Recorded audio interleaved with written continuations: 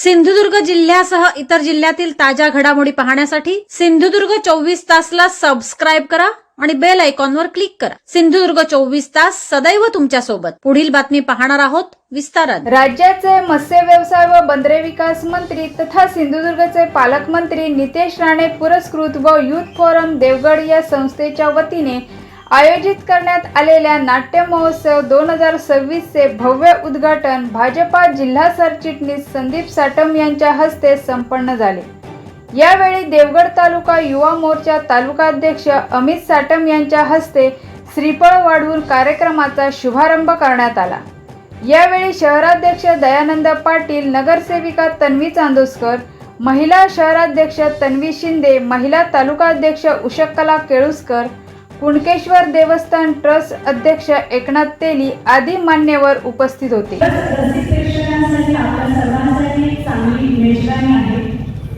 Youth forum ही संस्था गेली अनेक वर्ष सांस्कृतिक सामाजिक क्षेत्रांमध्ये काम करते आहे आणि त्यांची जी प्रगती आहे हे तुम्ही बघताय। केवळ 2 वर्षात, हा दुसरं वर्ष आहे की आपण नाट्य महोत्सव देवगडमध्ये घेतो आहोत आणि जे आयोजन आहे हे बघताच तुम्हाला एक चांगल्या कार्यक्रमाला आपण आलेलो आहोत। हायटेक ज्याला आपण असं म्हणू की सुनियोजित कार्यक्रमाचं व्यवस्थापन आपल्याला इथे आयोजन केले दिसत आहे।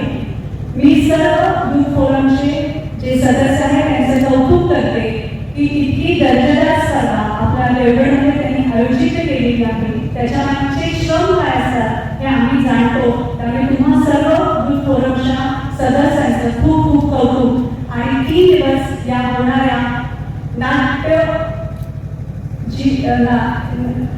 महोत्सव आहे त्यासाठी सर्वांनी अवश्य या आणि याचा आस्वाद घ्या असं मी सगळ्यांना सुचवते। मला या ठिकाणी बोलायला त्याबद्दल खूप खूप धन्यवाद। सातत्याने सन्माननीय पालकमंत्री साहेब यांच्या माध्यमातून देवगडमध्ये असेल, देवगडच्या विधानसभेमध्ये असेल वेगवेगळ्या पद्धतीचे कार्यक्रम नाट्य महोत्सवाच्या निमित्ताने आज आपण हे पाहतो। क्रीडा महोत्सवाच्या निमित्ताने याही अगोदर देवगडमध्ये वेगवेगळे कार्यक्रम अतिशय सुंदर असे आयोजन करून या ठिकाणी संपन्न झाले।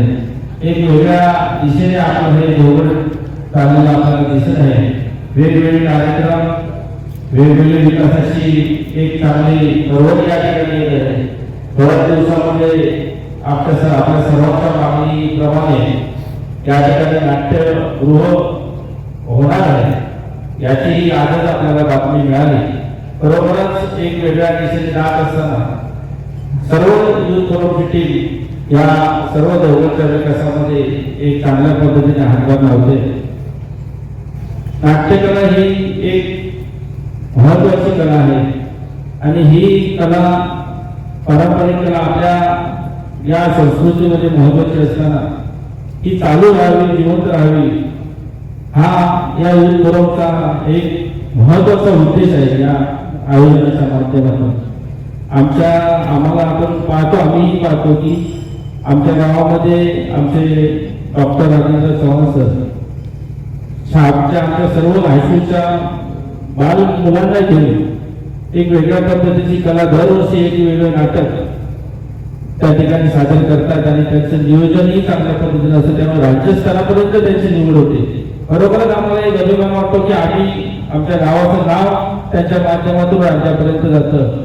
अशी ही चळवळ सातत्याने चालू राहण्यासाठी आपल्या देवगडवासियांचे मनोरंजन असेल, अजूनही नाट्यकलामध्ये नाट्य बघणारे गर्दी आपल्याला पाहायला मिळतात। ही कला चालू ठेवण्यासाठी असेच प्रयत्न युथ फोरमच्या माध्यमातून चालू राहावे।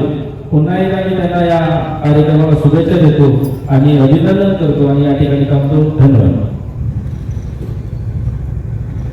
खरं तर युथ फोरमचं कौतुक करावं तेवढं कमी आहे। नाट्य चळवळ जिवंत ठेवण्यासाठीचा आपला हा प्रयत्न निश्चितच कौतुकास्पद आहे आणि त्याला पाठबळ देणारे नितेशजी राणे साहेब यांचंही या निमित्ताने मी कौतुक करतो आणि हा प्रयत्न हा सातत्य त्यामध्ये आपल्यामध्ये भाव दे ही या निमित्ताने आशा या निमित्ताने मी व्यक्त करतो। खरं तर नाटक हे फक्त काही मनोरंजनाचं साधन नाही आहे। समाजाचं प्रतिबिंब दाखवणारं, एक संस्कृती जपणारं, समाजाला दिशा दाखवणारं हे एक प्रबळ माध्यम आहे. आणि ह्या माध्यमातून आपण काम करत असताना देवगडची झेंजी म्हणजे युवा पिढी आणि विशेषतः युथ फोरमची टीम या चळवळीला पाठबळ देण्याचं काम करत आहे. त्यामुळे मी पुन्हा एकदा युथ फोरमच्या सर्वच टीमचं मनापासून कौतुक करतो.